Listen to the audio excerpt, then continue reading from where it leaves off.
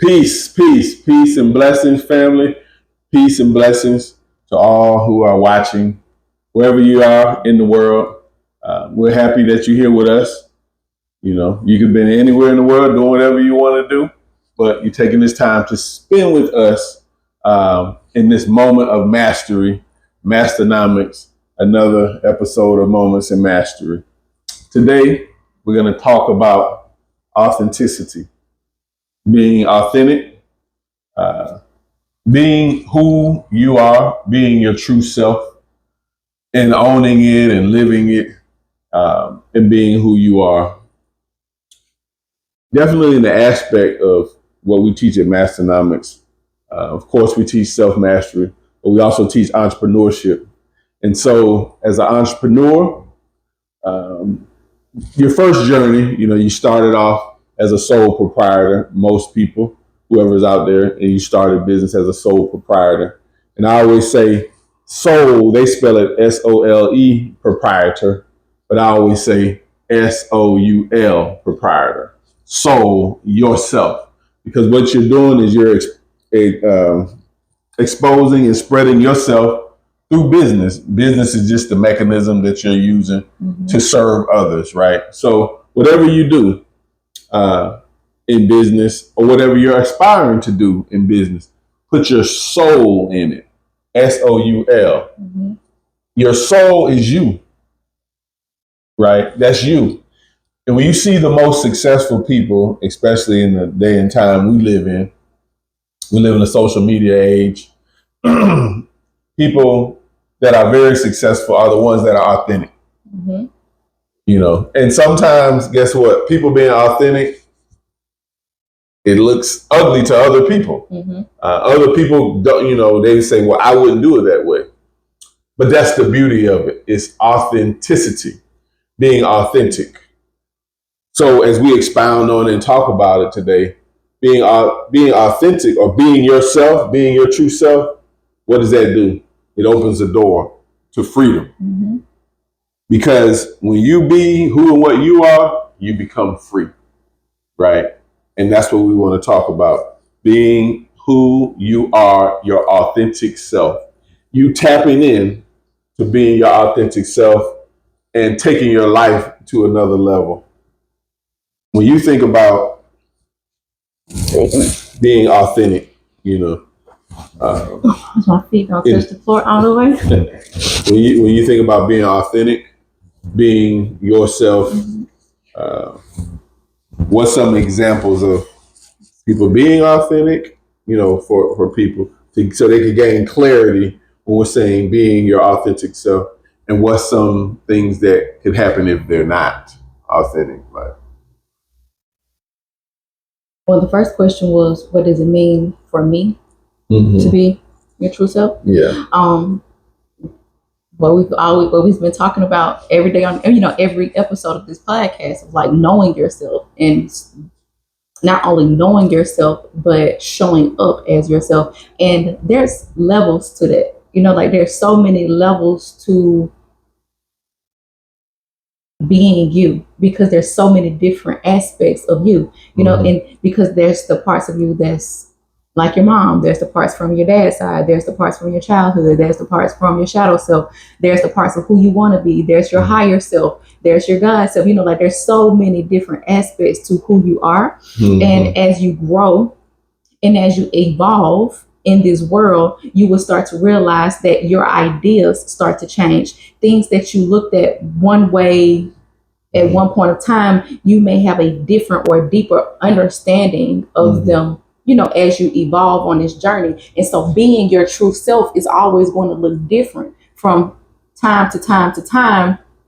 As you transition in life. Yes, as you transition, as you grow. And even how you, it's like even with business, how you say sole proprietor, it's because business is a spiritual journey. You have to truly get to know yourself if you're going to be successful in business. You have to be your true self. You have to know why you are doing this. You have to know why it's motivating you. You got to know your triggers in it. You got to know your strengths. You got to know your weaknesses. You got to know what drives you. It's so much of yourself you got to know in order to have the business in a space that is going to be successful.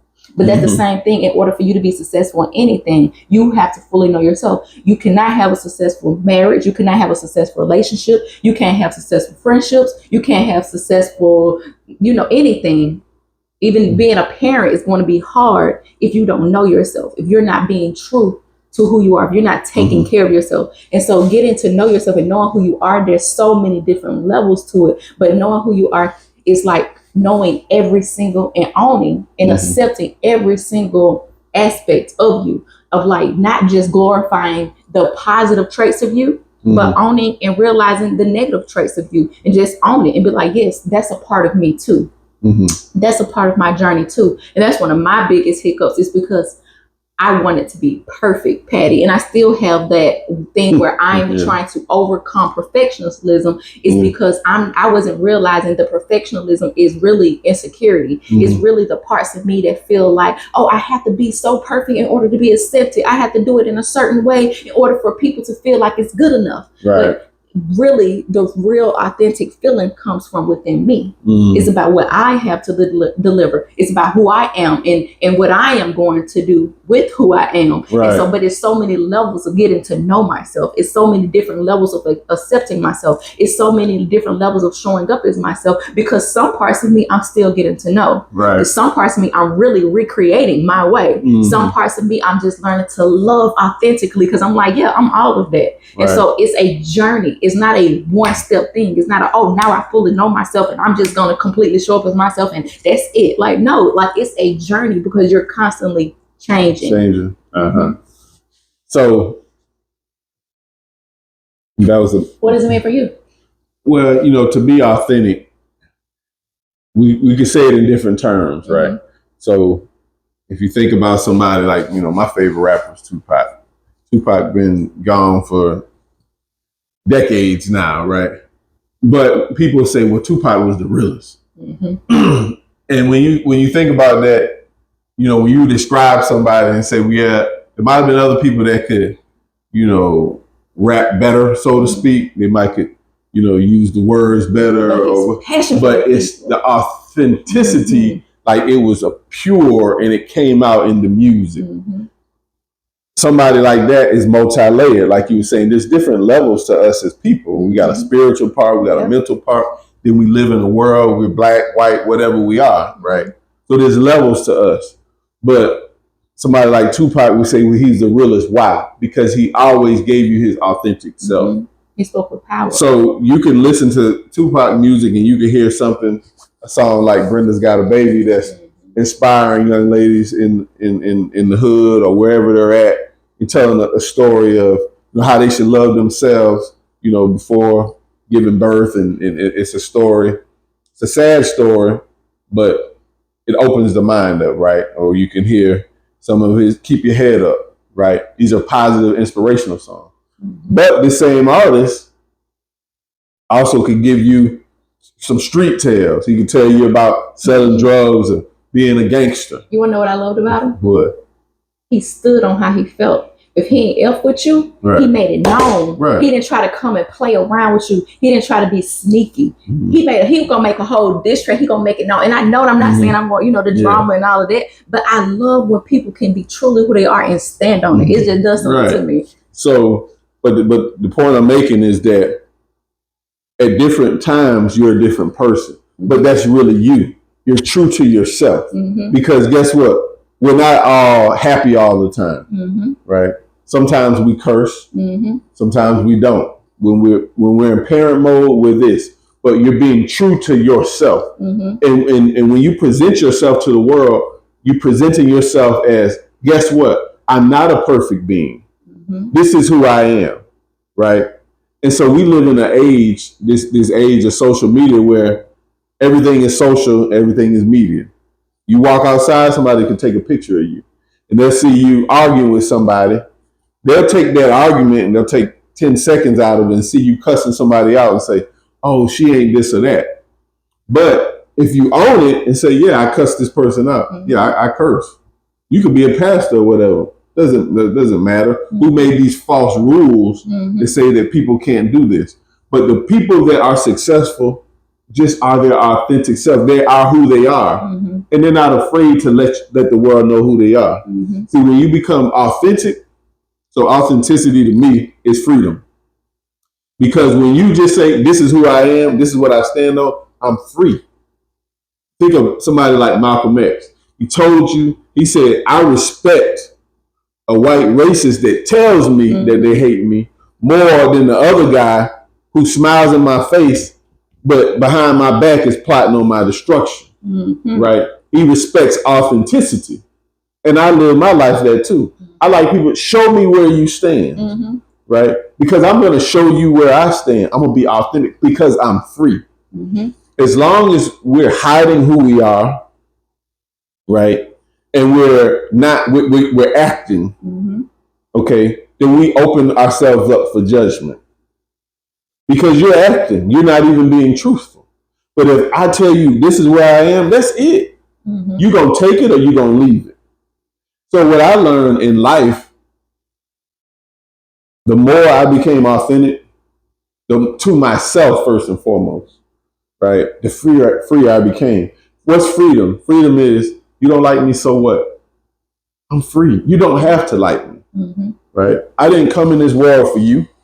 Mm-hmm. You don't like the way I dress, so what? So what? The world still keeps moving. Mm-hmm. So the problems we have, especially as entrepreneurs too, is we build businesses the same way we build our lives, right? With this false structure, this false identity that we think people want to see. Mm-hmm. But what people respect more than anything is you being true to you. Mm-hmm. We see some of the rap artists in the world. Now, we might not like them. I know I sure don't like a lot of them. As much as I love, hip hop, rap music, I mean, it's in my blood. I listen to it. Some of the new stuff I don't really like. But guess what? If they're being authentic to who they are, at least I can work with somebody that says, man, this is where I am. You can at least respect them. Right. I can meet them where they're at. Mm-hmm. Now, once I meet you and you tell me, man, this all I know, I'm from the hood, I'm this or that. You spend a day with me, your life won't be the same. You won't be saying those same words. Because what I got to give you is going to transform you. You see? But I respect them if they say, man, tell me, why are you like this? But if you tell me, man, I'm rapping gangster because I'm just trying to get paid. And then you rap at the concert and they shoot it up and you the first one running out and then you want to be a nice guy. Well, you ain't even true to what you're saying. You fake, right? And it will get exposed, right? But if you're true to who and what you are, I can work with you, right? So to be authentic is to be free. And if you're in business, build your business with your soul, with your heart in your business, okay?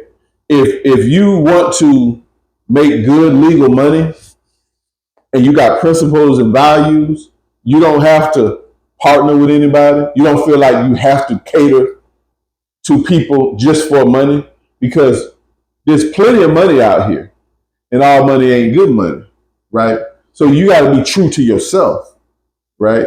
That's being authentic. That's being free to make your own decisions, okay? So we have a podcast.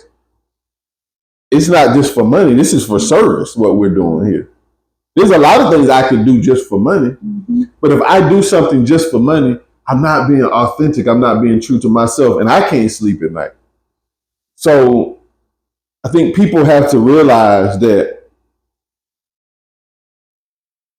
sleeping at night in peace is very important. And most of the time when you lose sleep is because you're worried a lot of times about what other people think about you.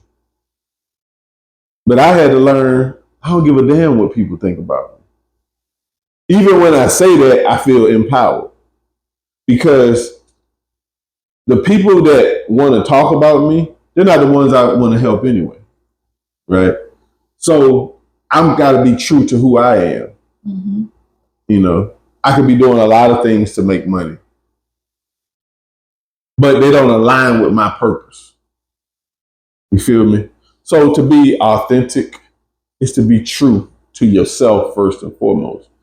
And the more we practice this, like you said, it changes over our lives because we're on a life journey, right? We're on a path of success.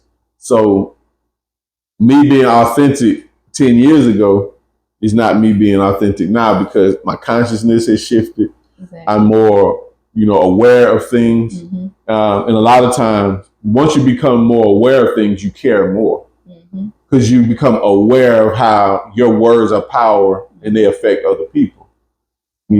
So we have to have discipline even in being authentic, right? Because you could say something that's just the way you feel about it. But if you got a lot of people that pay attention to your word and you just say something out of your mouth, you have to be conscious and aware that they might not be where you're at mentally. Okay? So I could say, man, sometimes I want to slap the heck out of somebody. If somebody just starts listening to me and they don't, they're not developed enough and they go slap somebody and they say, well, Mr. Glin told me to slap somebody, right? I have to realize that in my freedom of me being authentic, everybody's not on that level. I didn't really want you to go slap somebody. It's a metaphor or it's symbolic, right? So we have to govern ourselves in being authentic also, right? Especially if you're in management or you're in business or if you're doing what we do, we help people. And I'm a leader, right? So I'm free, but even in that freedom, I still have to govern myself. There has to be order. There has to be law. There has to be discipline. You see where I'm coming from? Of course, because like I was saying, and people probably misunderstand that too, because I realized I didn't elaborate on it when I would say a lot of the times that a lot of you'll see people in there they said they vent on social media because it's a release, it's an outlet. Because my people be seeing my growth and all of that. And I always tell, like, keeping it real is what's keeping you broke. It's because it's one thing to be your authentic self. Don't mean you got to go scream, "This is who I am," and da da da da da. It's about knowing it for you. It's about being it. It's not about talking about who you think you want your authentic self to be. It's about embodying the energy. Because when you know who you are, you don't have to prove that to nobody. When you know who you are, you don't have to get off your throne to go address a peasant and just to let them know you can't come for me because I'm gonna let you know. That's not being your authentic self. Your authentic self knows that you a goddess. Your authentic self know that you one with God. Your authentic self know that you can't be messed with as long as you are connected with your higher self. And so when you're being your authentic self, it's like a fearlessness because it's a power of knowing that I don't even have to address you. Right. I don't have to. I got a whole team that handle my lightweight. You're nothing. Right. Because I am working with the Almighty. So you're a bug compared to the what I have going on. Right. So when you know who you are, you walk as who you are, you speak as who you are, you vibrate as who you are. And I ain't never seen a real successful man going out screaming how successful he is. I ain't never seen a real rich, massively successful woman going out trying to prove to the world how successful she is. Right. I ain't never seen a nigga that don't play trying to tell everybody how he don't play. Right. It's an energy he embodied. He ain't gonna talk to you. He ain't gonna say nothing, but he will go in your if he have to. Right. Because I'm not playing with you. I'm not talking to you. Right. You're gonna learn today. Yeah. And to me, that's the difference between what I'm gonna go ahead and say it. That's what Kendrick Lamar is embodying. He's embodying that I'm gonna stand on it. I'm gonna show you who I am, because sometimes you gotta pop out and show niggas, right? But it's the energy of saying, you know what, like, no, we don't always gotta take shit. No, we don't always have to act like shit didn't happen, but we don't have to. We don't always have to speak on it either, And so to me, it's just like when you're talking about stuff and you haven't gotten to the other side of, mastering it, right? You're complaining. But when you wait until you got through that challenge and then you go tell your story, and now you're empowering people through how you overcame something. Right. And so I feel like while you're going through it, you need to shut up. Because only thing you're doing is you are putting out all that negative information, trying to say that you're keeping it real. Yeah, you keeping it real, right? You putting off a vibration that's keeping you stuck in that same little low victim broke mentality. As long as you telling that story, let me tell you what they did. Let me tell you, oh, I ain't got no money. Nobody helped me. I'm by myself. As long as you keep saying that, the universe saying, okay.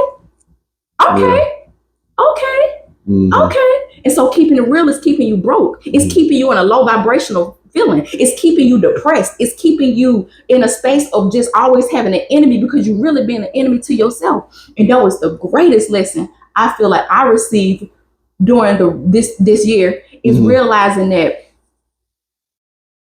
you know, like I don't have to put on the mask in order to, to be successful. I don't have to put on the mask in order to be loved or whatever. Like I don't have to not, hide who I am because people may think I'm so harsh. I'm not a very soft spoken person a lot. Like, just to be honest, like I can be, but the real me, I'm a very passionate person. I speak with like passion because like that's what drives me. The community drives me.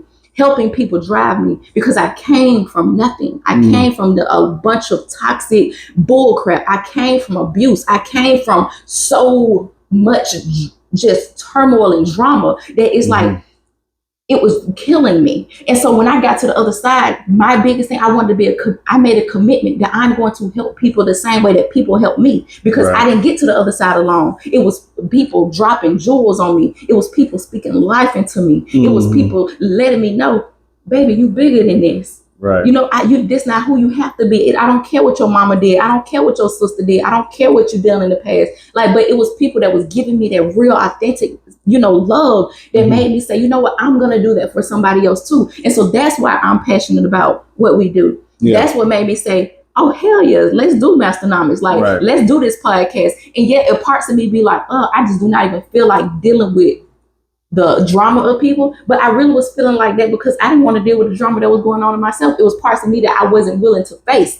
But during the season of even showing up authentically through these podcasts is making me even have to readjust myself and say, you know what, why am I worried about Susie? Like, who cares? Like, let them be, because I am me. I don't have to address that. And I just feel like, when we realize that we have to watch our mouth, we have to watch our words, we have to watch the vibrations, we have to watch our thoughts. It's not about if this person is real or fake or whatever. I don't care what they are. Am I real? Yeah. Am I fake? Exactly.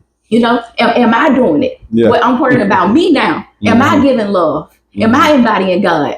Am I standing true to my values and my core reasons of who I am? Yeah. Am I showing up for me? Am I supporting me? Am I loving me? Am I keeping it real with me? Am I respecting me? And I had to realize that the only times that I was being disrespected is when I was disrespecting myself inwardly. Only times that people was coming for me is because really my thoughts was really coming for me, and they was really reflecting what was going on inside of me. Anytime that I had an enemy, I had to realize I was that enemy, because they ain't nothing but a reflection of me, baby. I'm God, you God, we all God. So therefore, only thing that I can see or project from you is what's going on within me, because you are a mirror of me. And when you realize that, you take your power back and you say, you ain't get me out of character. I got my own weak ass out of character, but now that I remember who I am, now that I remember why I was giving my power wrong, now I remember where I wasn't showing up authentically, where I remember now that I remember that, you owe these people pleasing, you just want to be accepted. And then it's like, oh, fuck that. Right. Because it's like, oh, I remember who I am now. Why was I even in that? It's like a daze, a dream. But being your authentic self is the being. It's not the talking. It's not the posting. It's the being. Right. Yeah. Embodying exactly who you are, So to be authentic is really the key to you being successful. And the reality is this: a lot of people live their life like politicians. Meaning what? Politicians. Politicians just tell you whatever. They tell you whatever you want to hear. I don't care what side you choose, right? I don't care who you like and who you don't. I mean, you can look at presidents since I've been alive. When they running for president, they're gonna tell you, "I'm gonna do this, I'm gonna do that, I'm gonna do all this, and I'm gonna do all that." Right? Right. And then 4 years later, Those problems I'm fixing is a new pile of them, right? If you're lucky, that you got a smidget of something, right, done. And so, the beginning of the election, right. So the thing is, though, how do you make someone be authentic that don't want to be authentic? You can't. You be authentic with yourself. So the thing is, you be true to who you are, right? And if you would bring your truth to that politician and say, "This is what I stand on." Say, I'm black. I live in America. I'm a black man. My people built the country, right? So, Mr. Politician or Mrs. Politician or whoever politician, I'm speaking as a black man. This is what I want done for black people. What are you going to do? Because I'm authentic. Give me an authentic answer and address me, right? And so, not what you're going to do for the so-called minorities, where you grouping everybody in together. What are you going to do? What are you going to do for this black vote? For me right now, right? And so think about that. You have to address your life being authentic with people. If you are purely authentic with people in business, you're going to get directly what you want. Okay? Don't sugarcoat it. When you go to get that loan and they ask you what's the loan for, tell them, I want a loan to buy a truck for my business. Right? Be direct. But it has to start with you first, because I've helped so many people get loans and they say, yeah, I'm going to use it for my business. They go, next week they go into Miami and they party. Right? And then guess what? 2 months later, you're back broke. And you're still sputtering along with your business. But you want true to yourself. You were not true to yourself. You want authentic because you want to look something. So you live in your life like a politician. You're telling me what you think I want to hear, right? But the universe deals with definite principles, right? So you can lie to people, right? But you can't lie to God, which is inside you and is yourself. When you look in that mirror, you know you're alive. Okay? That's why you're trying to avoid it. So I made it my business to be authentic with myself, right? To be true to myself. So what you have to first do, you have to study yourself, like we always say. This is a blueprint. You have to study yourself. Find out whatever you want. Write it down, get a goal, right? That's what you authentically want. That's what you really want. And then now you have something that's holding you accountable. Okay? So then you start to live your life as authentically as that goal. Okay? So when you're going to deal with people, you're going to get more of what you want faster because you're going to cut through the BS. You see? So when you go to people, so when you hear me talking, you're hearing over 25 years of entrepreneurship. Okay? Over 25 years of being an entrepreneur. Not from reading books, from losses, from investing 100,000, 10, 20, 30, 200,000, 300,000, putting it on the line over and over again, right? Losing and winning. Losing and winning. Winning. Sometimes you lose here. Right? Because that's what entrepreneurs do. You see, you're hearing over 25 years of study, right? Of somebody that worked for free. I worked for people for free just to gain the knowledge.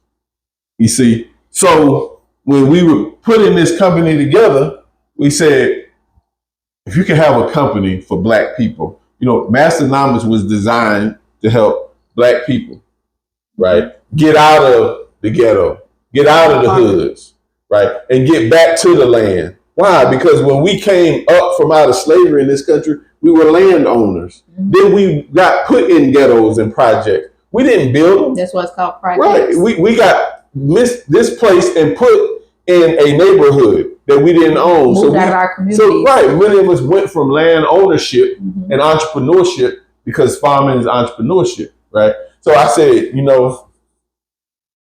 you want to really help people, you got to teach them, you got to help them help themselves. Okay. That's the intent of this company, to help people help themselves. That's the intent of what we call Masternomics, right? Master and economics. right? You mastering yourself, mastering your economic, mastering your household affairs, mastering the wealth in your ecology and your environment, mastering that little bit, just master that first. And then if I partner with her and I partner with her, then we can build community. But first and foremost, it's about helping people help themselves. So we created this program and it started to grow, right? It's Masternomics. Then we say, okay, well, if we're going to teach this, you got to go to the core. People got to know about themselves, right? Yeah, you might know, you look in the mirror, I'm what they call a black man, I'm this or that. Nah, we got to know this is the essence of you, your mind, your spirit. That's what moves you, your belief systems. You know, what do you believe about yourself? So when you check out Masternomics, when you check out me, when you check out my wife, you check out the things that we put out, you're going to find some history in there. You're going to find some science. You're going to find psychology, study of the mind. You're going to find out things about money. Why? Because these are all things that affect us. So we say you have to master it all. So the program is an institute of learning. So when you hear us talk, yes, I talk entrepreneurship. Yes, I help people start and structure their businesses, get LLCs, get loans, credit, invest, all of that. But guess what? Your mind has to be shifted to even get to that level. So who is Masternomics for? Right? It's authentically for people who are struggling with the world that they're living in. It's for a single mother. It's for the high school dropout. It's for the guy in college. It's for whoever wants to take their life to another level. Whoever is not afraid to learn about themselves. Whoever is tired of the situation they're living in. Who's ready to really do the work on themselves to transform their life. Right. So we don't change your life. We don't heal you, but we teach you how to do it for yourself. We're going to teach you the techniques. So we created this company for you. Wherever you're at out there, whatever you're doing in life, it's for you, right? We have something to offer to help you be the best version of yourself, right? So because I have so much years of experience, because I have as a life coach, as a spiritual coach, right? Before I coached anybody, I was a student. You know, so when you research me, you'll find years of study. There's not a day in my life that I don't study, and I'm not plotting on helping build something for people, right? That's my authentic self. Okay. In the process, yes, I'm going to get paid for it. I'm going to make money. But the essence of what I want to do is not for me to make money. It's to help other people make money. Because there's a lot of ways to make money, right? There's a lot of ways to show people how you can have streams of income. So authentically, this is why we built this company called Masternomics. And what happens when you start doing that, do you realize after I help a person learn how to think, because most people aren't thinking. You're living by multiple choice. You're living by choices that society gave you, right? They say be Democrat or be Republican.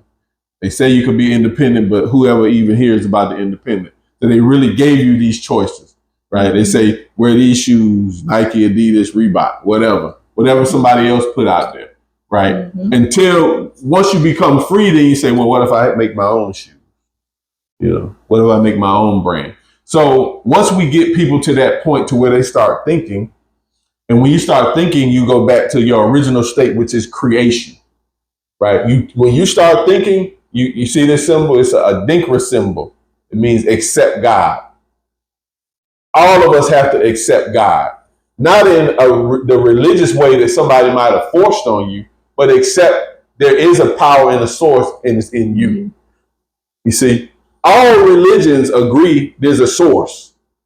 Their problem is just, well, he says this guy is the source and that guy is the source, or this book, that's man stuff. Just accept that there is source and accept that the source is in you and you're connected to it, right? And accept that you will not exist without the source, and when you die, you go back to source. So in other words, there's no beginning and there's no ending, right? So once you get people to that level of understanding, then you can start to move people together. So that led us to create this Phoenix Land project, right? Prior to that, we started OW Gurley Community Center. But the thing is community that was led by the Seed of Life. And you can go to the website, you can research us, you can see all these things that we've done. But this is us being authentic. So it's steps to help people help themselves. Okay. So us being authentic is saying, well, if many of us who are in America, and for those of you that are not, I mean, you identify, we all were affected by slavery and colonization. If you're Black, it affected the world. White people affected them too. It affected the world. The creation of the world as we know it was done through different forms of slavery. But for us here in America, when you look at the times when we were doing best for ourselves was right after slavery. Why? Because we had an identity together and we knew there was only one way to go, and that was up. Because ain't nothing worse than not having no freedom. You see what I'm saying? Different freedom. So we created these ways of freedom. So we took that same philosophy, right, and seeing how and studied. I studied Black Wall Street, right? I studied the founder, right? So it's not just a concept when I'm talking about rebuilding Black Wall Street. How was it done? It was done by business people. So Masternomics provides the business element and a self-empowerment, right? And then we got to structure that and you put that in community. So you start getting these business people to work together and then we grow from just having, a sole proprietorship to having companies. And we start creating our own economy, right? And then we produce housing, right? So Masternomics, the land that we have, Masternomics didn't fund it. We funded this out of our own pocket, out of our own sweat, our own money for a vision. But now we're at the point, right? So where people can come in, you can invest, you can donate to this cause. You can donate to the cause of building community, sustainable communities. That's what we're building right here. How will be involved in the community, like give it to them so that they can really have an idea of what it's going to be like. All right, so what you mean when you say building a community, and what's the difference between community and neighborhoods? Because I don't really think most people know the difference between what's a neighborhood and what's a community.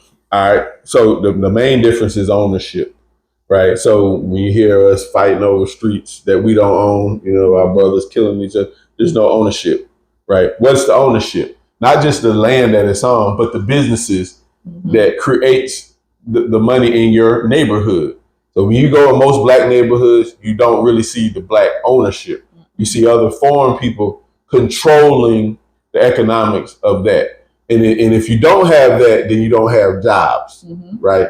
And the money that's being circulated in there is going outside of the community. So when we're talking about building a community, we're talking about having businesses work together, right? Buy from each other and keep the dollar moving. And you can own land and own the businesses. And we can have a banking system, right?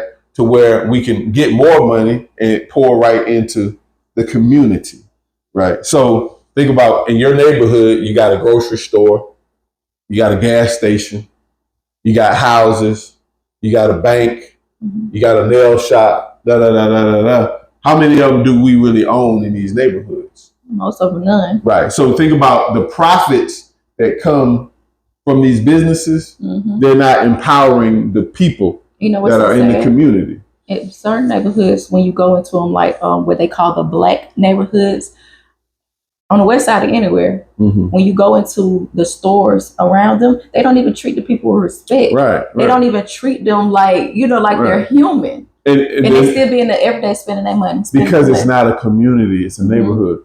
Community is common unity. So if somebody comes from the other side of the world, you don't speak your language, you don't have the same religion as you, he don't have the same culture, you don't look like you, what do you have in common with them? The only commonality is exchange of this food. He got some food, he got that. He doesn't want to do anything directly to help you because he doesn't see himself as you. So when we're talking about a community, we're talking about you being the owner, and the little kids can grow up and they see you in ownership and they can aspire to be like you. And we don't just have to leave the neighborhood. You know, they say you get rich, you leave the hood. Yeah, because who would want to stay in the hood? Who would want to stay in an environment that's dangerous for me? So now, specifically what we have is, we have over 100 acres of land that we're building homes, okay? We're building a sustainable, eco-friendly community. This is not just done here in Alabama. Right, this is done we're doing this in the United States, in Alabama, and in northern Ghana, in Africa. And there's different, there's more land there, which is not the same as the land that's here. Right, so the acreage I'm talking about now is in the United States. So we're building homes for people to live in a community. When I say people, not just anybody, right? Because there's a lot about the hood that we don't like. And it's really our mindset. Whether you was black or white, if you don't have the mindset that's about family and about having togetherness, then obviously this is not for you, right? Just like if you want to move where the rich folks live, they got HOA guidelines. So there's housing guidelines, right? So we want you to be a productive member of society. So and we things have like community that. guidelines. Right, and community guidelines. So we have that. So we have the home aspect, but we also have the farm aspect, right? So we have Seed Gardens, which is our farming company, okay, where we grow food, a sustainable source of income. Food, we all need it, we all buy it, right? So imagine owning your own grocery store, okay? What's in grocery stores? Not just food. Everything, your toilet tissue's in there, your toothpaste, all these other goods are there, okay? So we partner with other people that produce these goods and we sell them out of our own grocery store. So we create jobs, right? So we have that aspect. We have an entertainment aspect where we have family entertainment. All this is on the website, okay?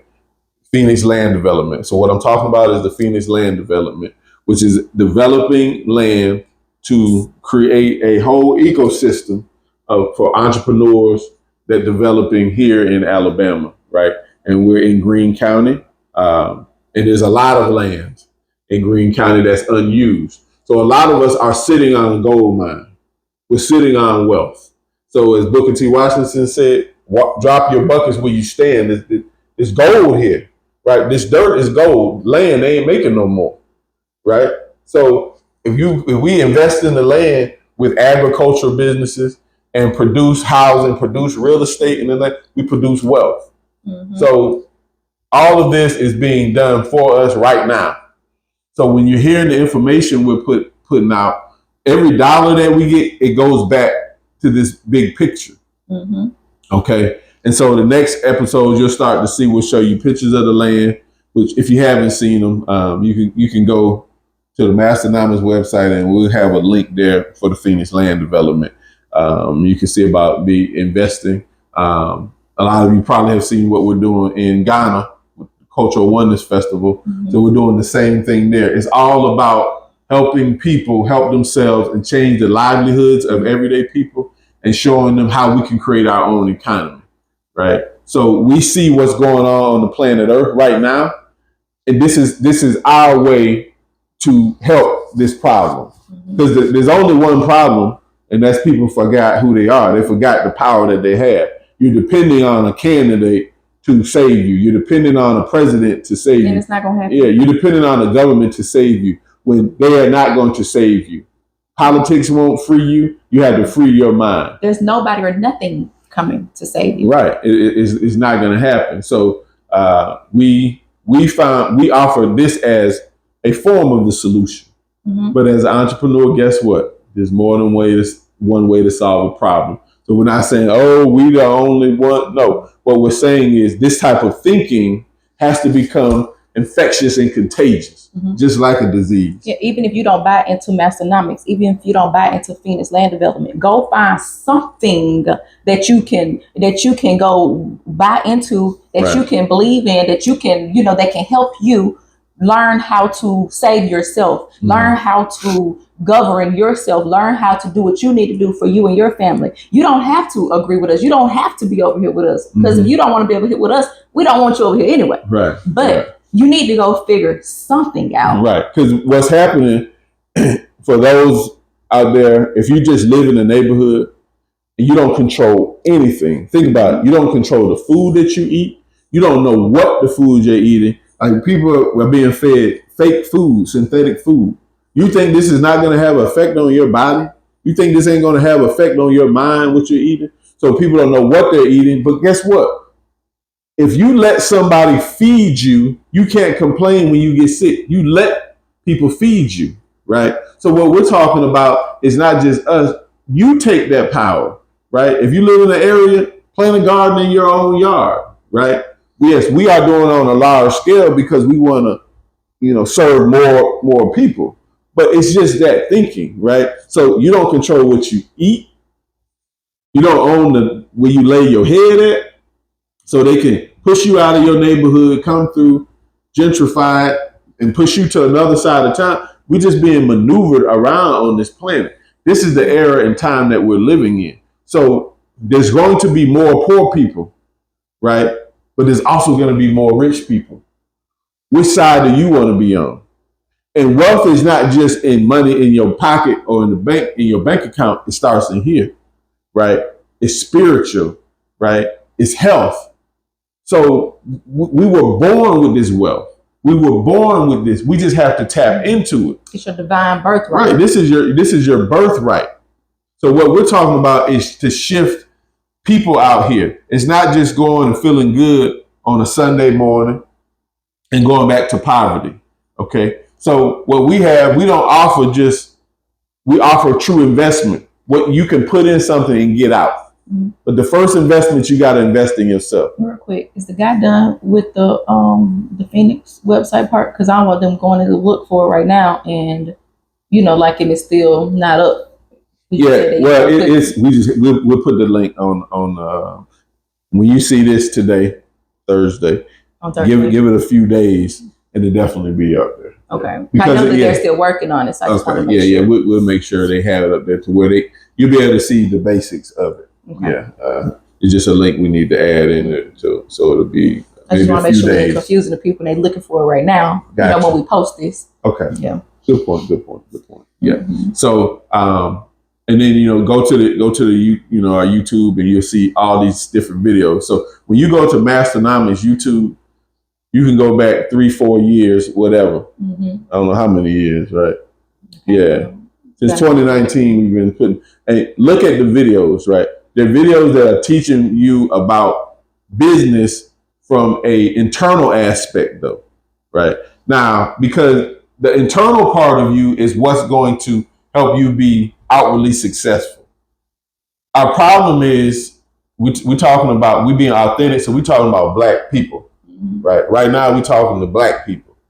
Our problem is we got too much wealth and don't know what to do with it. Now, you might think I'm crazy for saying that. We are the number one consumers on the planet Earth. By far. Black people in America. If you can consume that much, because you know what consumption is? This thing about eating it. We eat up everything. Mm-hmm. We just take it in everything. Right. We just taking it in. But what are we producing? Mm-hmm. Okay. To get to production, you have to create first. Mm-hmm. So we got to be creative. The beautiful thing about this day and time we live in, we have the world at our fingertips. So we can produce things that can better our community. So when I say we have so much wealth, we don't know what to do with it. We just spending money, but it all goes outside of our community. Mm-hmm. So it really is not for our betterment. How long did the dollar stay in the Black community? The dollar stays in the Black community hours. Not even a day. You can research this. Black Wall Street, how long did it stay? When Black Wall Street, it stayed in there for, I don't want to say it wrong, but it definitely was months and months and months. That's crazy. Yeah. And so, the thing is about keeping money in your community, helping it move, right? Because if I spend with her and she spends with her and they spend with her, then it comes back to me. That produces wealth. Mm-hmm. So the money stays and it empowers each and everybody that looks like you and thinks like you, right? If you can control that, then guess what? You can control your police department because the police work for you. They're supposed to serve and protect you, right? But if you build up businesses right? You build wealth, and then you have more say so in the people that are making the laws that are governing you. Money moves in the economy. Yep. You see? So we have to be about our business and create our own economy. That's what we're talking about here. You need to be about your business before you start running your mouth. Right, exactly. So many people aren't doing this. We have videos that you need to watch. They are for free. So many of us, we mismanage the money that we have already. Then we go get more loans and we mismanage that. You see, your mind has to shift, right? We're at a day and time, look, with this economic shift that's on the planet right now, if you don't move right now, I'm talking about right now, what I'm telling you, if it's not shifting you, right, if it's not moving you to control your income, if you're totally dependent on somebody else with this economic shift that's moving right now, if you're poor, you're in poverty, you're going to be locked into poverty because the laws and rules are changing. You see, I don't care who you voting for and all that. I'm talking about money and I'm talking about economics. You see what I'm saying? That's where our attention needs to be about. It needs to be about where you're at, your neighborhood. What are you controlling? Are you controlling what you're eating? Right. About self-preservation. Right. Who's feeding you? And if you're in these black neighborhoods, you're probably eating the worst food and the worst meat. You're probably eating from a third tier grocery store. I ain't gonna say no names, but third or fourth tier. You know what I'm talking about, right? You can go in that, you can go across the other side of town, go in those big grocery store, look at the difference of how the meat looks, right? And when you see that meat and it's all red, you think it's good? No, it's been pumped up with something, right? But this is we're not aware of these things. So we exist to bring awareness. You see what I'm saying? That's what it's about. When we're talking about consciousness and consciously shifting people, right? This is us being authentic with you. And I would feel like if I'm gonna go ahead and just say this, like there's a shift happening. There's some stuff happening, and you don't have to be the smartest person in the world. You don't have to be so-called conscious or woke or none of that to know it. You can feel it. Everybody feels it. And I'm just at a space where it's like, I don't want to waste time. I don't want to play around with nobody.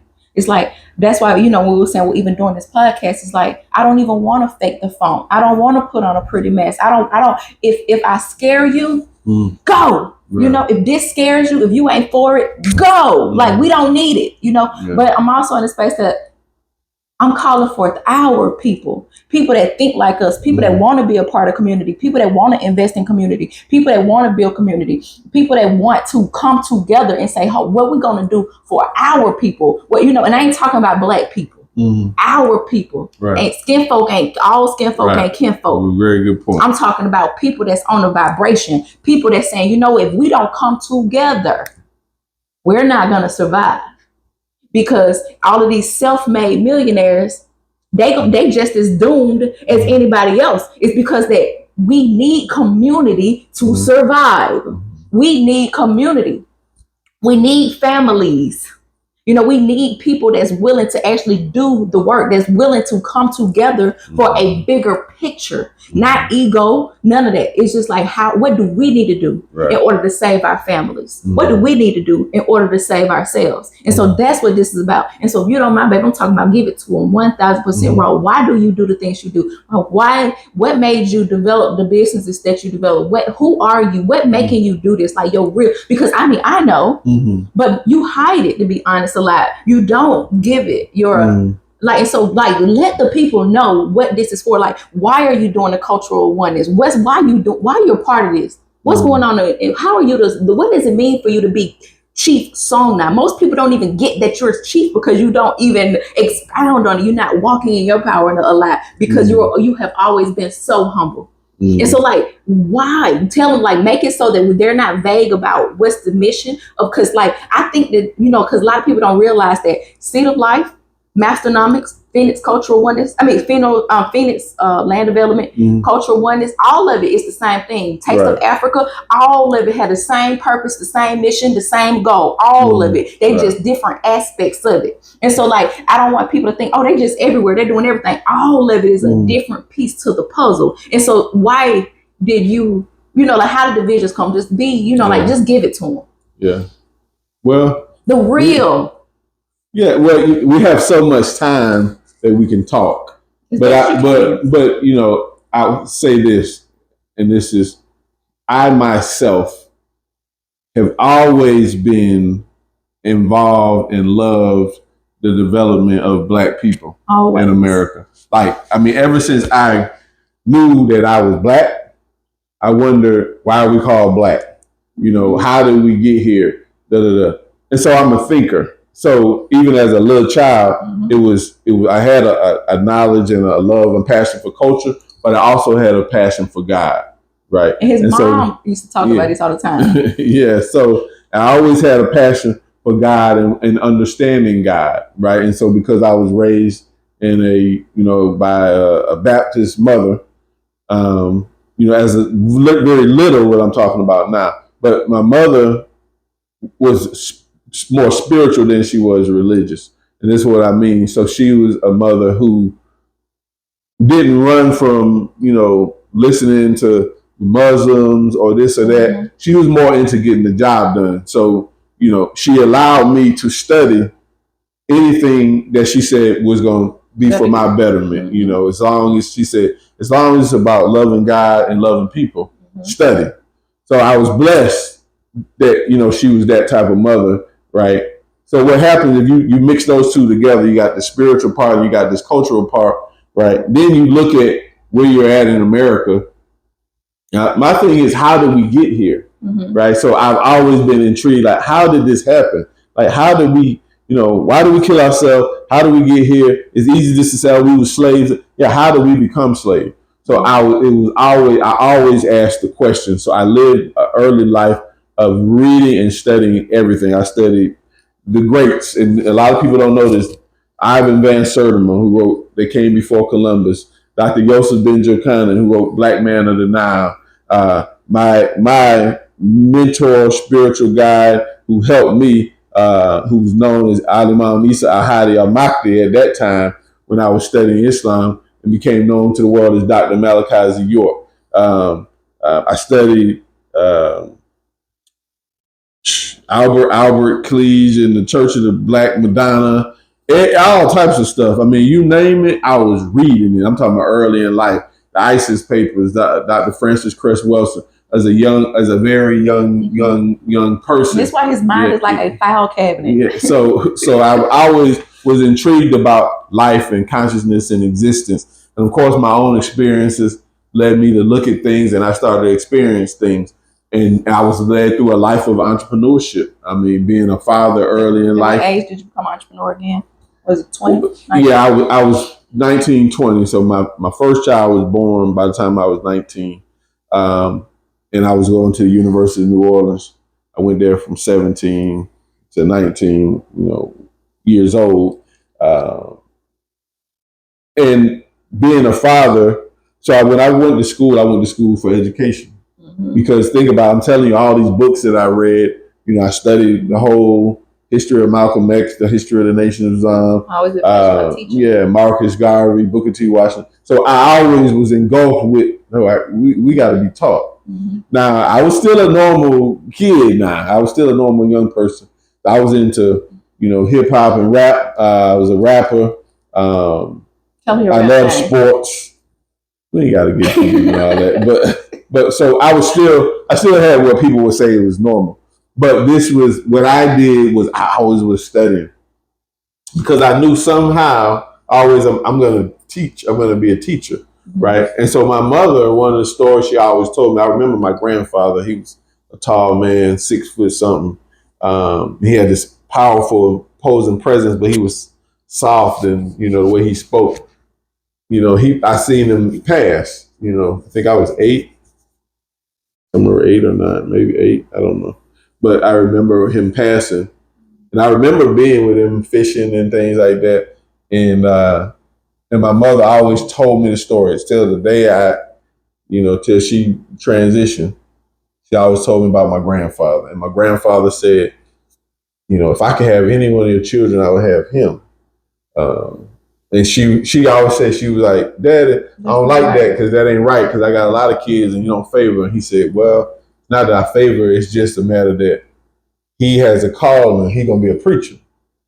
He listens. She said, he listens to everything. This is what my mother told me the same story my whole life. She even told it to us. Yeah. And so no matter when I would get down, she would tell me that story. So it was something that was embedded in me, right? And so I knew I would teach. So long story short, when I went to UNO, I seen what they were teaching. I'm like, this is, do I have to teach this though? It was fine. I knew teachers didn't get paid that much money, but I had a passion. I'm like, but I got to tell people Columbus discovered America. I just read this book from Ivan Van Sertima called They Came Before Columbus. And it's talking about the Olmecs and how we was here and how Africans traveled from what they call Africa to America now. And I'm like, this is just lies though. Why can't I, do it a different way?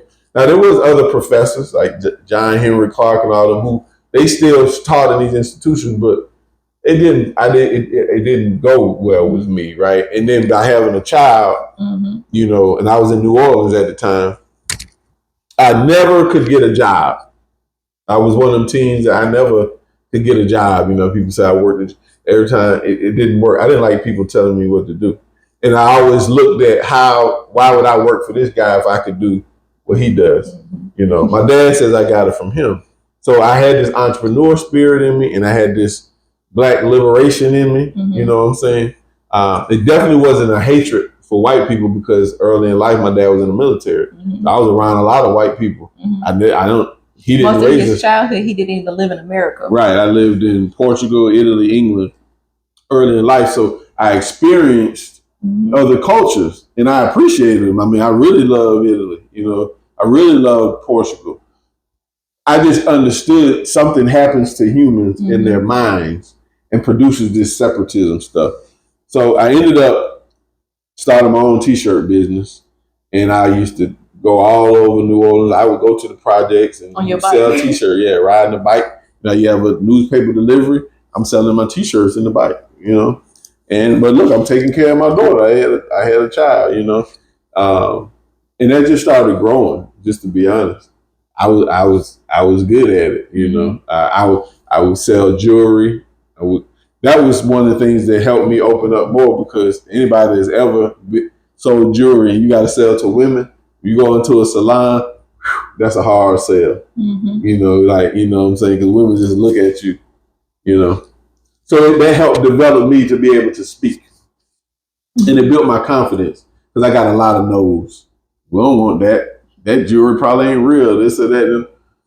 But it built me up. So I went through my own version of, you have network marketing companies that teach you about selling it. I learned it firsthand, And I was blessed to have network marketing. Yeah, so I learned it firsthand. I've done a lot of businesses and, along the way, had more kids, was married. So it wasn't like I was just out there making a bunch of kids and all that. But so I'm developing as a person, but I'm developing as an entrepreneur. And you fast forward, you get older, right? Because you start to have kids. Your kids get bigger. They like, it's one thing when they're 1, but now when they get 10 and they start asking questions about, why we get treated differently because we Black or does God love us and da da da da. So then this calling starts to permeate in me, right? And so in 2008, I started the Seed of Life. And the Seed of Life stands for self-empowerment equals deliverance. It's an acronym and that's what it stands for. And I say, I want a way to affect Black people, right, without using religion. I said, because I looked at religion as a way, in some ways it helped, but in a lot of ways it divided us because, if you think of somebody like Malcolm X, he had this great message, right? But people were like, oh, but he was a Muslim. So it makes us standoffish. So I said, if we have a way which just is about culture and about economics, we're Black, how can we help each other and leave our religions at the door? We know there's a God, but we can't come in the door saying God said this and God. So I seen that as the vision. So I started the Seed of Life, right? Oh wait, I don't know how old I was, but I was still up all over the place as a person. But something made me do it though. We had a snack shop, we had a building. I put Egyptian hieroglyphics all over the whole building, right here in Tuscaloosa, Alabama.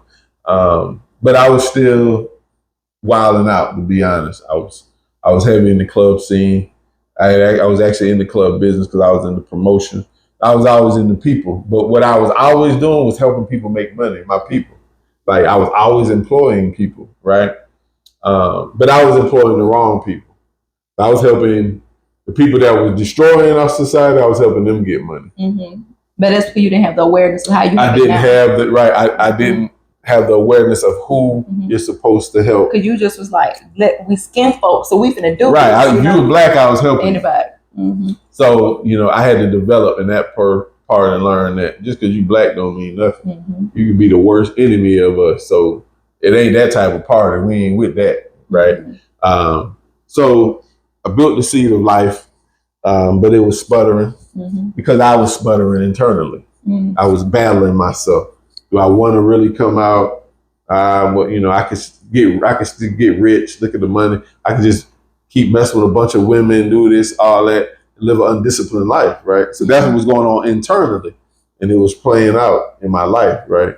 So, fast forward some years, I'm still making money because I think I owned a clothing store, and then I got into tax business, right?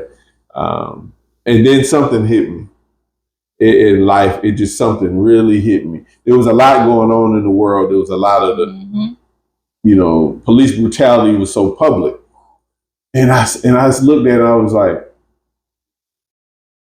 it's time to stop playing.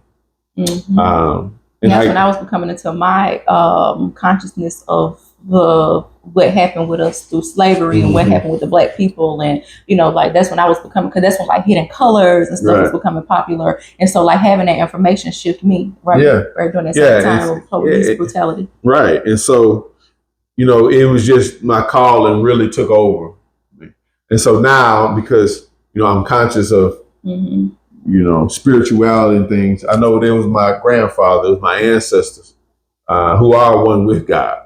And so it just started to take over me, and I got focused.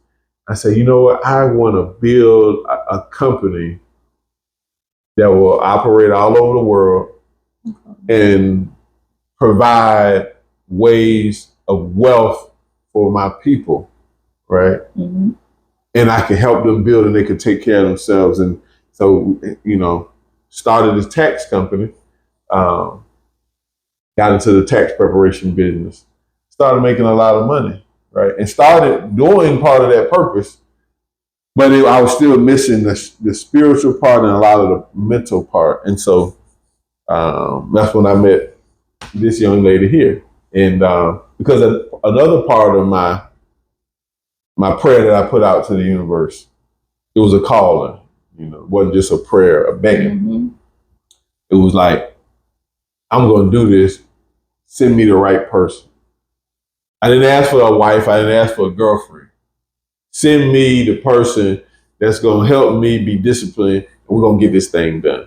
And I promise you, it was like, it might not even been a matter of months, A month before we actually encountered each other, I kind of did the same calling where I just felt enough was enough. It wasn't enough answers for me. And so even though I was being developed mentally and I was being developed when it comes to business and, all of those different things with network marketing, because, one thing, network marketing, they shift my whole entire awareness, my life, because they teach so much personal development. And so even though I was becoming a little bit more personal development and reading the different books of the different laws and realizing that things wasn't right. Then I got the Hidden Colors, and then it made me question everything about the Bible. It made me question God. And so I felt like what the freak? And I need truth. And I was like, God, give me truth. Tell me, let me see the truth, even if it killed me. I need to know the truth. And like a month or two, that's when I end up running into you. And then the crazy part about it is like, oh, when you spoke, it's like we kept passing each other, within the office or whatever. So I was working in his office and had no idea. I think it was months, like a month went by without me even realizing that I'm working in his office. He allowed other people to act like they was the owners, and so I just assumed that they really were. And so I had no idea it was his office. I was really like undercover boss. Yes. Have you ever seen the show? Undercover in every way. Like you would not be able to tell in any way, because he just never cared about those type of things. And so, but when I heard him speak, he was breaking something down to a young man. It was like, I was like a moth drawn to a flame, because I was like, who's that talking? He's speaking some real, I felt it. It's like, what Farrakhan, was it Farrakhan or was it Elijah Muhammad was said, you know truth when you hear truth. I know Farrakhan said it. Okay, so we're going to go with Farrakhan. And so I remember one time, in the process of trying to learn truth, I'm studying a little everything, right? Because I'm trying to see what works for me, what feels good for me. And but none of it really felt right. It's like I got pieces from different religions here and there, but it didn't feel soulful, because it's like, but I felt Farrakhan when he said, truth when you feel truth, when you hear truth, because you could feel it. And I was like, oh, you're right. Because that was my first guidance of knowing that you can know by your feeling. And I was like, oh, thank you for that. But when you were speaking, it was like, who is that? And I had to stop everything I was doing and come and sit up under you. You remember? I was like, so tell me this and tell me that. It just went from there. And the next thing you know, like we became friends, but he was teaching me so much spiritually. Like we didn't see each other. It was like, whoa, let's go on a date. Let's go have sex. Let's go party. We didn't do none of that. It was God. It was the Most High. It was our people. It was our purpose. Because like even me during that time, remember I was always going to do the homeless people here. I was always obsessed with doing things in the community. It was very big for me to be in a community and be serving, because I came from so little that it was like, it felt fulfilling to be able to help others. And so I was doing it in my own way, but I still had the same purpose of I want to help others to be able to get through things that I was able to get through. Right. Because I'm like, as low as I was, honey, if I can overcome this, you can too. Like I didn't been there. I didn't try to take it. I didn't try to check out. I didn't been there. No judgment.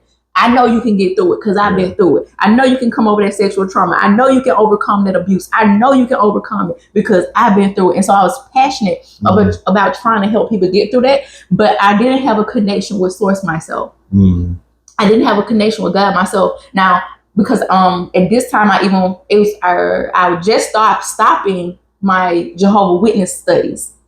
Then I was going into doing studies with the Nation of Islam, here. And it was because I really was just trying to find my way. But nothing was speaking to me, to my soul, the way that you were. And so I'm like, okay. So I challenged him, y'all. And I'm going to be real. I said, okay, I see what you're saying. You see what the state that our people in. You see they killing us. They dragging these little girls around in this goddamn school like a rag doll. See what they just did to Sandra Bland? Now they got a new one. You see the new one? But anyway, so it was killing me. And I was saying, what you going to do about it then? What's the solution? Yeah, and you did challenge. He was the first person that gave a solution that I felt. He didn't give a rah, let's go kill everybody solution. He didn't give an unrealistic, we going to wait for Jesus to come, or we going to wait for the mothership to come. I'm talking about, because I done had a lot of people try to give me solutions. And none of them felt right. And I'm like, so I'm supposed to be waiting on Jesus to come out the sky. He didn't let he didn't let everybody go through slavery. He didn't let everybody go through all types of stuff. And you think I'm finna sit here and wait on him to come from the sky. And I know that may trigger people. It didn't sit right with me.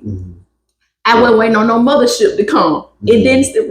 First of all, at that point, I'm like, so extraterrestrials, aliens, whatever, they supposed to just come and save me, huh? So they're gonna let us go through all of this, but at a certain point, they're gonna come and save me. And nothing was sitting right with me. But it was like, your solution was never a wait. Your solution was, we'll build for ourselves. We'll do it. We're gonna feed ourselves. We don't wait on nobody to give us. We don't wait on nobody to teach our kids. We don't wait on nobody to do these things for us. And it was like a light bulb, like, oh, you're right. The problem is I'm out here trying to find where's the savior. Yeah. And the savior was right here. Right. And the thing was, I remember telling you, because, like you were saying, is Jesus coming and blah, blah, blah. Because early in my life, I studied so much scripture in English, in the Hebrew, in the Greek. Jesus tells you, whenever 2 or 3 of you gather my name, I'm there with you. Mm-hmm. So I was saying, we ain't had to wait for nobody. He's here right now. If you believe it, it's a consciousness. Mm-hmm. You see? To save yourself. Right, exactly. So the answer, when you challenged me, it just came up out of me. Mm-hmm. And it said, you know what? The best thing I can do is teach people to save themselves. Mm-hmm. You see, I had to become this example, right? And so it just morphed into Seed of Life, right? Because I had the Seed of Life already. And it means self-empowerment equals deliverance. Self-empowerment is in you. Mm-hmm. You have to empower yourself. If you empower yourself, you deliver yourself from bondage, mm-hmm. right? From poverty, mm-hmm. from that bad husband you got, mm-hmm. from that no good woman you got for a wife that you knew you shouldn't have married because your mama told you about it. From that thieving business partner, from them scammers that keep getting in your inbox, from all of this mess, from all that mountain of bills you got. Mm-hmm. If you empower yourself, mm-hmm. you'll be delivered from anything. Because if you truly empower, you'll realize that none of that was the enemy. None of that was the problem. The only problem you ever had is you forgot who you are. Right. You realized that the problem was always you. The problem was always what was going on inside of you. And so you manifested it all. But that's not to say, oh, I'm such a bad person. I manifest all this crazy bad stuff. No, look at it as an empowering thing of saying, dang, I'm that powerful that I manifested all this chaotic shit. Right. But imagine what I can do with the right knowledge. Right. Imagine what I can create if I'm really being conscious of what I'm thinking or what I'm saying and how I'm projecting to other people. Right. Then you can shift your whole entire reality. Exactly. So, we took that and then we really started to move together, right? And as the Seed of Life, we started having meetings in your apartment. Yeah. She was in an apartment.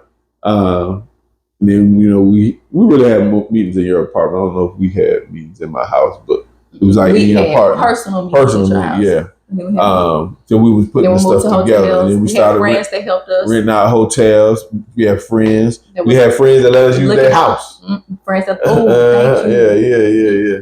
Right now, anybody that watching that helped us during that time, thank you. Anybody that bought a plate from us during that time, thank you. Anybody that gave us free hotel rooms and stuff like that to be able to help us on this journey. And what we were talking about was solutions to the problems, because at that time, social media was, of course, really big now. There was a lot of the cameras of the police brutality and stuff. Mm-hmm. So we were saying, to address these problems, we have to have our own. We have to build our own communities, right? And stop depending on other people to do what we're designed to do for ourselves, which is govern ourselves. So we've seen it as a problem with education. And we're saying education in the aspect of teaching our children from birth. Self-education. Right. The power that they have in themselves. Self-empowerment, right? Teaching them the ability that they have. They have an imagination. They have a will. They have reasoning. They have faculties and powers that aren't focused in school, because our schools are just teaching them to be robots. They're teaching a curriculum that wasn't designed for us, and they're teaching them, in a lot of aspects, lies, right? And most importantly, they're not teaching them to thrive in society. They're teaching them to be just a robot into society, and that's getting a job. But we see the way the economy, and you gotta remember, this was, almost 10 years ago, right? For us together, right? So think about, we seen the economy then, but think how we see it now, right? So we said we have to have a program for financial literacy and education and entrepreneurship, because these jobs ain't gonna save people. These jobs ain't gonna pay you enough money because of the economy and all that. We see it right now. So our program, we had a after school program, because we still are going to have a school. a K through 12 school, and trade school, right, and a trade school, which will teach, this early financial literacy and personal development, a love of self.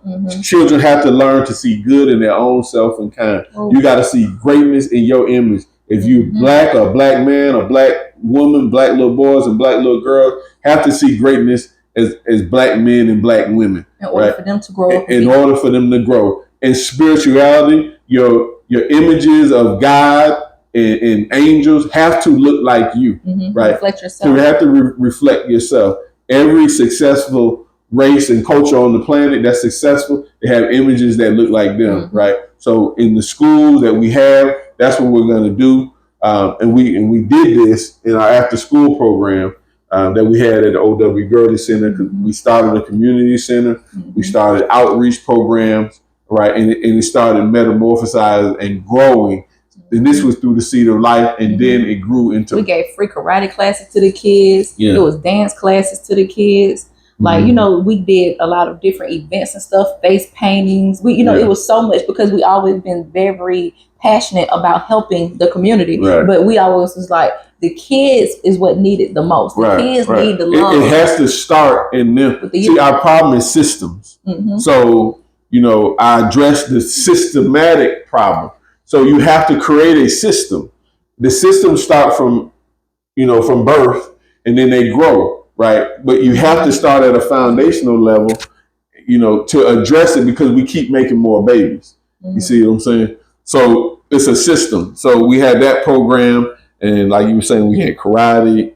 We had the farming, teaching the kids farming. Of course, we had the cultural aspect and all these things. And we had these in the O.W. Gurley Community Center right here in Tuscaloosa. You can Google it right now. It'll still pop up. And then when they walked down the hallway, they saw ancient Egyptian figures that looked like them. Oh my God, it was doing so much for those kids. Right. And so what we, because we're on a path, what we learned, we ended up letting it go, so to speak. We failed our way to success because we did all that, but we had failures in there too. And there was things that we needed to learn because Reginald Page, I don't think he's still living, but he said something. He always supported us too. Man, he his was family was one watching. of the biggest supporters. He said something to me one time. We was coming. We was doing a plate sale. We was raising money for, and he said, "Man, this is beautiful." He said, "But think about what you need, what you teach." He said, "I need you to own it." And I remember he said something. We didn't own it at that time. When he said that, it cut to me so deep. I don't know. It definitely wasn't maybe a few months after that he passed. But it always stuck with me. He said, when he said it, he said, "I need you to own it." And so even what I bring teach, free books up to the school. But so we didn't own it, right? And we became, victims just like what we teach, right? We were letting somebody else who didn't have us in the best interest. He was a slumlord. And the building was falling apart. We were just moving off of pure energy and wanted to see it work. He wouldn't allow us to fix it. And he wouldn't fix it. Right. It's like he was, so it kept, like the roof was just kept caving in. Right. And so one time we tried to be slick and tried to get somebody to go up on a roof, and I guess he ended up seeing it, and it was a big problem. And so we decided to let it go completely at that point, because like months and months keep going by. And and at the end of the day, we were supposed to own what we were doing. So we ended up letting it go. We had to do internal reevaluation. We had to evaluate everything, right? And so then we was led to say, you know what? We did it then. We're going to do it better in the right way of ownership. And then we came, and we wanted to be in an area that was going to be conducive for this, right? So we came to Greene County. Greene County is 85% black. Actually, you started getting the vision state. We were supposed to come to Greene County, and I fought you because I did not want to come back down here. And so actually, it took years for me to even have to do my own work to get to the space of following the callings of what we were supposed to do, because you've been seeing it, and you was like, we have to go where our people that we're being called to be. You said we had to begin where it started or something like that. I can't remember. That's what, that's what I was given, that we had to go back to the essence, right? Mm-hmm. We had to go back to the land. Yep, that's what you were saying. We had to get back to the land. And I was like, this I don't want to go back down up. This was in 2000. It was late 2000. Technically, that's not true. Technically, if I'm being honest, you really was saying this when we first started to see the light. Yeah, I was saying that at the beginning, but it really, once we lost the Gurley Community Center, but that's when it overtook. It overtook. And then we set out and we said, well, we're gonna get this land. Well, when we was resurrecting the city, like you already started, but yeah. So we ended up, acquiring this land here in Greene County. This is the gateway to the Black Belt. And even when we got this land, we wasn't even trying to buy this land. Yeah. We wasn't, we wasn't trying to come. The crazy part about it is once you follow your purpose, once you do what you're supposed to do, the universe, God, the ancestors, it opened up doors and guided you. Yeah. Because like even when we got the land, we were so grateful because the way it came to us, it literally was like just given in a way. Right, and so we was like, well, for you to just allow us to be able to utilize this land, 72 acres, like. We're going to make sure that we put your family on forever. Like, we don't even want to own it. We want you to own it because we want you to show how grateful we are. Yeah. And one day the man called you. He was like, look, I hear what you're saying, but I already got wealth for my family. You going to do something for yours? And he was like, I need you to buy this. And he was like, what? So it's like, it was forced on us in a way of like, it's just yours, Right. And he wanted it to be a Black man. Yep. And that was very important for him. When I told him about the seed of life, and things, he said it was God. He said because before he leave this earth, he wanted to see it work, And so all of this is calling, right? And so all this spiraled. So now, for all of those that wonder about the OW Community Center and all that, it's all being rebuilt on land that we own, right? And the ownership is massively important because where you lay your head, where you buy your food, needs to be owned by somebody that has the best intentions for you and your family, right? So like you said earlier, the difference between a community and neighborhood, where we're living as a people, we don't own it and they don't have us in the best intentions. They're looking at it as strictly a dollar, you see? So for us to build this school, right? And the school that we're building, it's the pyramid school. Because if you study ancient Egypt, you'll find that within these pyramids was a lot of knowledge, and we had, the mystery schools, that some of the masters had. We only gave a little bit to Plato, Socrates, and those, that came there. We gave them what we wanted them to know. But our kids need to be back in a mystery school. They need to be learning about these so-called mysteries, which really ain't a mystery because it's really inside you, and learning my story, which is mystery, instead of his story. If y'all want Chris to start doing a mystery podcast or a mystery school class, comment. Let us know. Yeah. So let us know. So this is where we're at. Now we're back, and that's what we're doing. Building the school. We're building the living, the houses for people to live, and people can come and you can live. And be a part of the community. And when we're talking about community, we're talking about literal community. We have the community gardens that we're working on, where we're growing our own food, having our own grocery store. We're in an area of Alabama that is growing. And as you see what's going on with this economy in America, like I said, there's going to be a lot of poor people, but there's going to be a lot of rich ones. You got to decide which side you want to be on. People that are getting back to community, get back to land, right?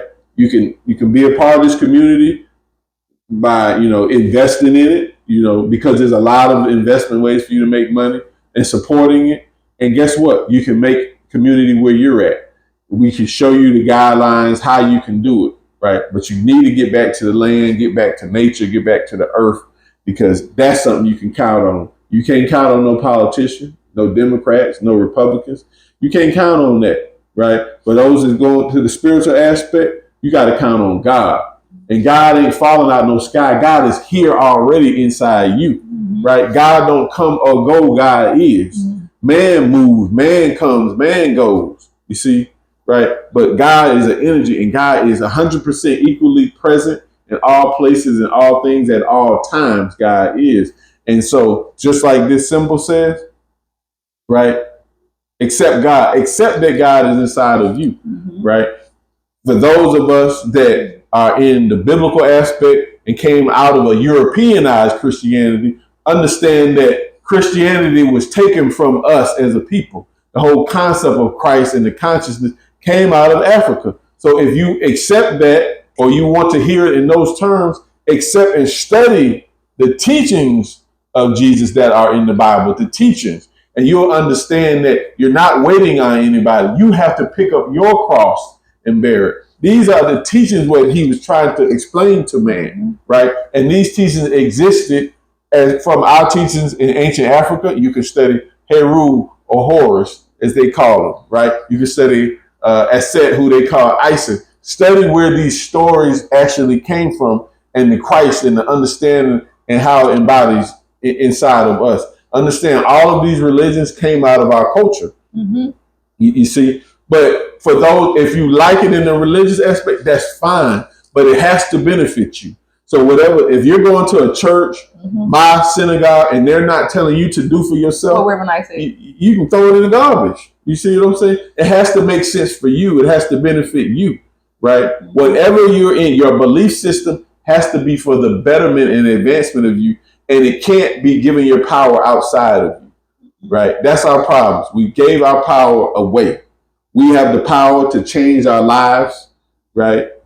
You have the power to change your life. You can create your economy. You can create any life that you want. Be authentic.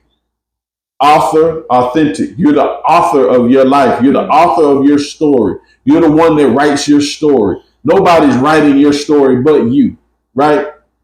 Nobody is writing your story but you. This is why we do this. This is what Masternomics is about. It's time for us to get rich and be wealthy and be proud of it. Stop running from money. It's a bunch of money out here. Tap into how to get it, right? The law of abundance says there's more than enough money or energy for all those who want it or study the laws of how to acquire it. If you want to learn, if you want to get a loan, study how to get a loan. We show you how to set your business up, how to get a loan. If you want a better relationship with your spouse, your business, that's what we do. We teach you management, how to manage your household, how to manage your emotions. That's what we're about. That's what this is all about. So support the movement. Effects of Manifestation course. We have a course called Effects of Manifestation. I got a new course that's going to be ready next week, right? It's called Beginning with the End in Sight. And that course is going to show you that you have to start with the end in sight, right? Starting with the end in sight. You start your business and your life with how you want to be. And you can hold on to that. So I'm going to go through the techniques of how to do it mentally, spiritually, and physically. Because that's what Masternomics does. We merge it all together. It's a cipher. It's a circle. And it's never ending, right? There's 360 degrees of knowledge. And where's the point that it starts? It's in the mirror, and that's you. The whole universe is going around you to you. So live your life like who you are, right? You're a powerful being. Until we meet again. Yeah, but just make sure that you go ahead and check out the Effects of Manifestation course. The course is so potent, but it's going to really help you if you're having a hard time with remembering who you are, knowing who you are. The course, it have a lot of self-discovery parts in there. It's perfect to help you remember who you are and to just walk in your authentic truth. But other than that, peace, love, and light. Greetings, family. In this episode of Moments in Mastery, we're going to be talking about going within to transform your life and business. Going within to shift your life, to do the inner work on yourself. So we're going to get into some techniques. We're going to get into what exactly going within really means. What is shadow work? How do you go about doing the inner self work to help shift your life, to get better results in your life or in your business, personally or professionally. Another episode, Moments in Mastery.